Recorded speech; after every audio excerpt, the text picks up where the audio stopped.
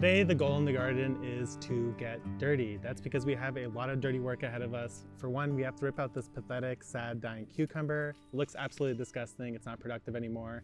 And I have something that I need to put in its place. But we also have a major project ahead of us today, and that is that we have this entire bag bed here that really needs saving. This bed, I don't talk about very often, probably because it just doesn't do well. The arugula tastes disgusting. The beans that I put in here got spider mites and died. And even the fresh brassicas that I put in not that long ago, to me, appear a little bit stunted. So we need to take an analysis of this bed, figure out what's going wrong. One of the things I'm noticing is it's producing a lot of these sort of clods. And to me, that's a signal that it just doesn't have enough organic matter. If these clods are able to form, that means that the clay and the soil is just kind of binding together, and that's very hard for plants to grow in. So we are going to do a full assessment here. I haven't quite decided how I want to tackle it, but I have had peas soaking overnight and they really need to get planted.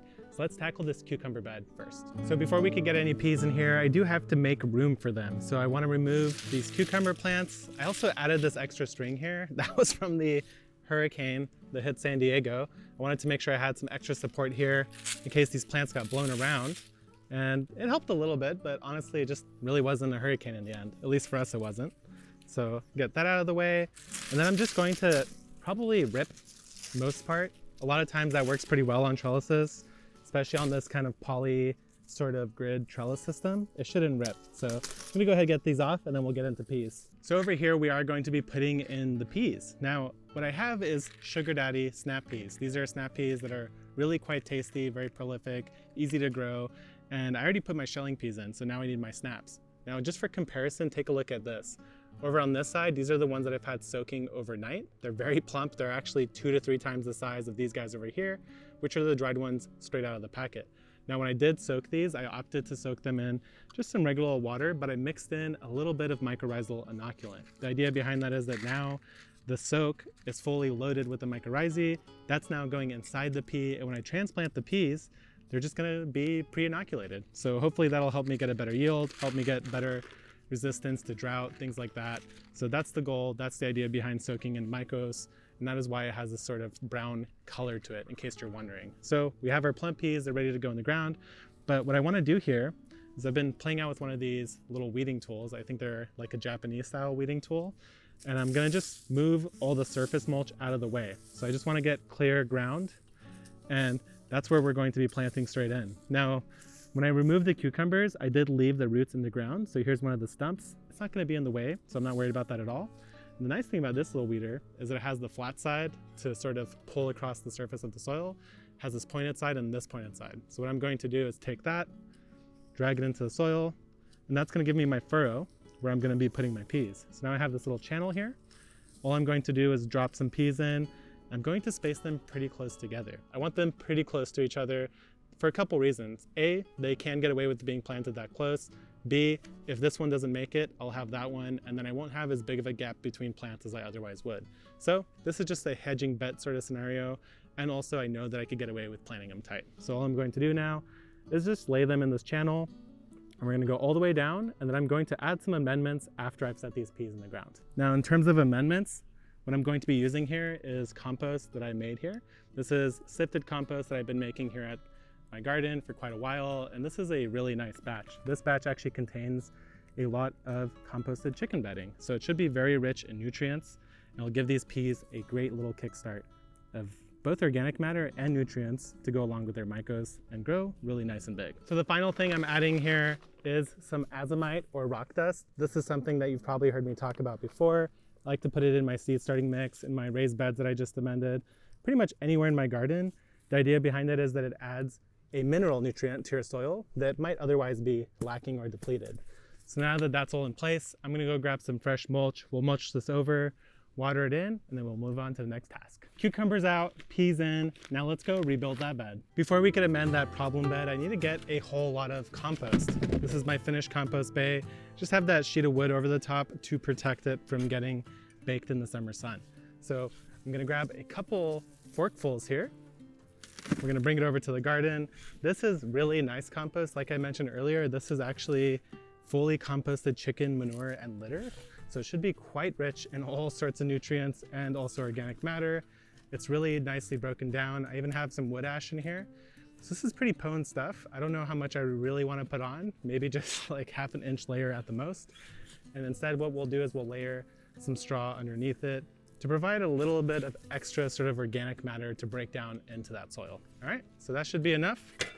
Let's head on over and fix that bed. Before we get started, we have to lift off all this irrigation and get it out of the way, because like I said, might go pretty hard on this bed. Now that we have the irrigation out of the way, we could really get into this bed. So a couple things I'm going to do here is just pull these last couple of beans.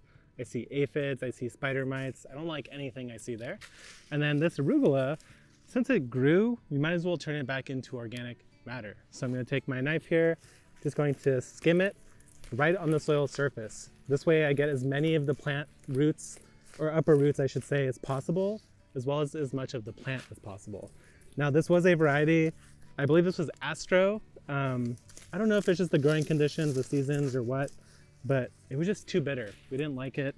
The flavor, like, while I know the arugula should be bitter and I'm fine with that, this was a step above, more than I would ever want. So we're gonna just go ahead and get rid of it and use it as organic matter. Now for these brassicas here, I would like to try to save them. So we're going to work on that side last, more carefully. And we're going to start on this side and get a little bit rough with it. So I'm gonna go grab a pitchfork and maybe a shovel to chop all this up with, and we'll start really going to town on here. So now we have all that chopped up. What I wanna do is dig a hole right over here, and I wanna take a look at the soil profile itself. Wow, feels pretty hard to dig in, which is already a bad sign. Soil that's healthy should be quite easy to get a shovel into.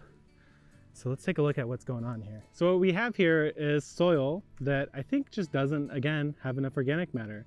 I'm seeing it stick together, but not in a way that I really like. It's not like sticking together when I squeeze it. In fact, it actually crumbles and falls apart when I do so. So there's not enough organic matter in there to bind the soil together. Instead, this is like just minerals sticking together, probably from things like ants or worms. So what we're going to do is aerate the soil entirely, add on some old straw from the surrounding areas, and then cover it in compost. And that's usually worked out well for me, except this time we are going to have this nicer arugula, organic matter, to spread around. But let me go grab a pitchfork and let's just aerate this entire bed. Before we fork and aerate this entire bed, I want to spread any amendments that I use, and you'll see exactly why in a moment. But all I'm going to put in this particular case is some azomite, that rock dust, just to make sure that I actually have all these little trace elements that I want present. The other thing I'm going to do here is spread out the last bit of that compost that we had earlier from the peas. So here's the beauty of what's going to happen next. I'm going to take my fork, impale it deep into the ground, pull it back, and by pulling it back, I create all these little fissures around the soil, and those amendments that I just added will now work their way down into the soil without me having to till it to actually mess up all the soil structure. I can still get some of this material deep down into the soil. So here's a close-up view of what's happening when I fork and why I'm mentioning those fissures, because check this out. I'm gonna plunge in very deeply right here in the middle, and then here's what you wanna do. You wanna pull your fork back until you create all these cracks. Now watch the soil here. As I pull it back, a lot of that material is now falling, especially if I give it a little bit of help like that. Now the thing you don't wanna do here is take your fork, entirely invert the soil, because then you're actually ruining the layers of the soil. And in this case, we're just breaking them, but we're not pulverizing and destroying them. The goal here is to just get these amendments a little bit deeper, just like that, and also to let oxygen down deeper into the soil as well. Now we have this base sort of area entirely ready to go.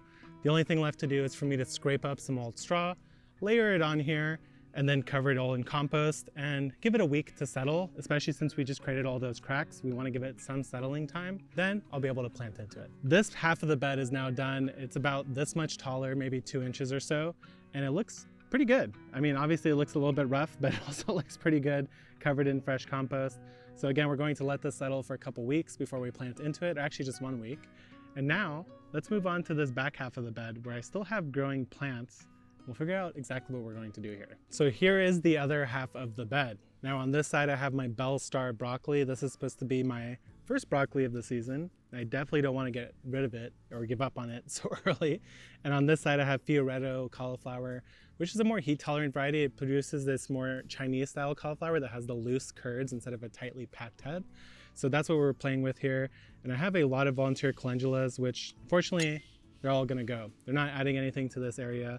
So I'm going to go ahead and start off by just pulling this across all the soil here, just to break it up a little bit on the surface. This is also going to kill any potential weeds that are either just about to emerge or already have emerged. What I'm going to try to do next is take this sharp part of this tool, shove it in the ground, and rip the soil a bit. This is sort of tilling, I have to admit, but I just don't have anything else to work with here. I can't really go in with the forks and pull these plants out. The other thing I have is this trowel, which I can sort of push down and try to wedge these plants a little bit. So I'm doing a little bit more inversion here, but actually now that I think about it, I should go get my amendments, sprinkle them in, and then work up on the soil a lot more. Now that the bed is rebuilt, I'm going to be putting on the final touch, which is a nice fresh layer of mulch. This is really important, especially for using nice compost. And when I'm using my homemade compost, that's the nicest compost you could get. You can't buy that anywhere. It's only your own pure, amazing compost. So the reason why we want to cover it is because it's going to stop it from getting baked in the sun, and all that sort of amazing life that lives within your compost will then just be baked away. So by providing it with a little blanket here, we're not only going to help protect it, but we're going to speed up its incorporation into the soil itself. So it's always really important that when you add, especially really nice compost, that you cover it with something like a mulch, or you at least plant into it right away so that the plants can at least provide some sort of shade. So I'm gonna go ahead and finish mulching this up. We'll move on to another task, which I just remembered I had to finish. I think we could both agree that this looks much better than it did before, and I think it was the right move. I'm happy I got some organic matter in here in the form of compost. I think these plants will do much better now that I've done this move. The mulch alone is probably really what they wanted, but giving them some of the azomite and the compost is also going to give them a little bit of a kickstart. Hopefully we didn't mess with their roots too much, but I'm feeling confident. Now, the next task that really needs to happen is actually staring at me right over here, and that is the Shasta daisy pile or mountain of leftover vegetation from earlier in the season. Now, my Shasta daisy looked incredible. It was so full of flowers. I'm really happy about it. But now it's done flowering, and we need to do something about the remains. So here is the Shasta daisy in question. Very large, very in charge, very aggressive spreading plant. And the deal is that once it's done blooming, you could cut it back pretty severely all the way down to the bottom growth. Currently, all it's doing right now is collecting more energy than it'll ever need because it's already way too big for this garden. So I think what I'll do is we're gonna come through. First, we're going to just chop it really low, and then we might actually divide and remove some of it because I don't need it to be this big. As much as I love the way it looks, it is using a lot of real estate. The next thing we're going to do is take this bare patch of dirt here and seed it with some nice wildflowers that'll go as a new pollinator patch on this side of the garden. But first we have to make some space. So I'm gonna get in there with the pruners, try to just prune around the perimeter, start tearing it down a little bit, and then we'll go from there. Take a look right here at the base of this plant. This is a clumping, spreading plant. So as soon as you put it in, it's going to keep making these new clumps, spreading out and taking up more of your garden. Luckily, it's pretty easy to just pull these. So just like that, you can see I got lots of the roots there. I'll set that aside. And the basic game here that I want to play is that I want to go around the perimeter and pull out as many of these as I can until I've concentrated it back to a single smaller stump somewhere over here or so. To make this pollinator patch, I've decided to use this California color flower mix. So this has a variety of different flowers. Looks like maybe 12 different varieties. And basically the way that these work is that it's all the seeds mixed together. Now, of course, some seeds are bigger than others.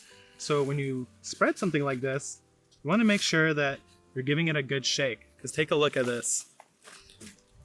Right there, you could see just how many different sizes of seed there are. So if you were to just kind of sprinkle it immediately, you would probably get a very poor distribution. So what I'm going to do instead is give this a really good shake. But before we spread the seeds, what I'm going to also do is prep this area to accept seed. Now, when you're growing something like wildflower seed, it can be tricky to identify your wildflowers versus your weeds. You don't want to grow both in the same patch because they might outcompete them. So what I'm going to do right now is make some furrows. And the way that you could kind of teach yourself what the seeds are that you're sowing is you could take a pinch of these seeds right here, start them in a little container. That way you know what those seedlings look like so you don't pull them instead of pulling weeds, sorry. So that's kind of one way to do it, is just have another little test patch where you know the only thing there is that flower seed. So all I'm doing now is just kind of roughening up the surface to make it easier for the seeds to fall through into the deeper soil, just like so. Then I'm going to take my seed pack, mix it, toss it up and down a bit, shake it, and then dump it into my hands. Now I have a pretty good mix here. And what I'm going to do is I'm going to take a pinch and scatter. So these seeds in particular said on the packet that they're good to start in the fall, but depending on the area you live in, maybe it's not the best time to do it right now. In San Diego, you could definitely sow just about anything in the fall, and wildflowers are another great option.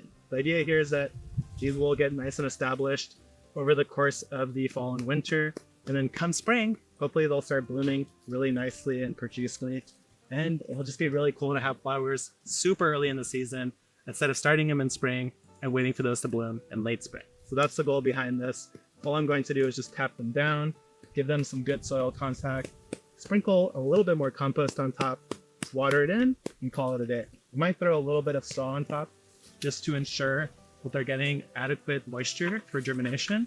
And that's about it. That's all we're going to do in this video today. Hopefully that was useful to you guys, picked up a couple tricks along the way, but I'll see you guys next time.